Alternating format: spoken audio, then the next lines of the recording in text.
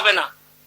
আমি মাননীয় প্রধানমন্ত্রীর সামনে দেখো না, আমি তো ইগলের এমপি, আমার সৌভাগ্য হয় না আমি এমপি হব নৌকা দিয়া।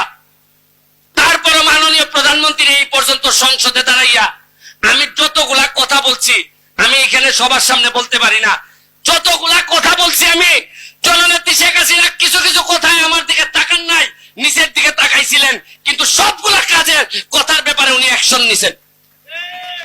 এটাই আমার সবচেয়ে বড় প্রাপ্তি। আমি নৌকা পাই নাই, কিন্তু বঙ্গবন্ধু কন্যা জননেত্রী শেখ হাসিনার আশীর্বাদ এবং দোয়া আমি পাইছি।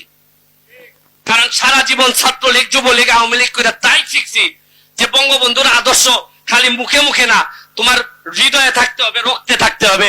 আর সাধারণ নির্যাতিত নিপীড়িত মানুষের কষ্ট যেখানে হয়, এখানে তারাই যাইতে হবে।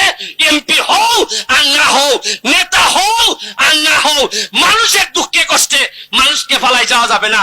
তাইলে তুমি কোন নেতা না হইলো মানুষ দাঁড়িয়ে বলবে যে বঙ্গবন্ধুর রক্ত প্রবাহ মানে এই লোকটার শরীরে।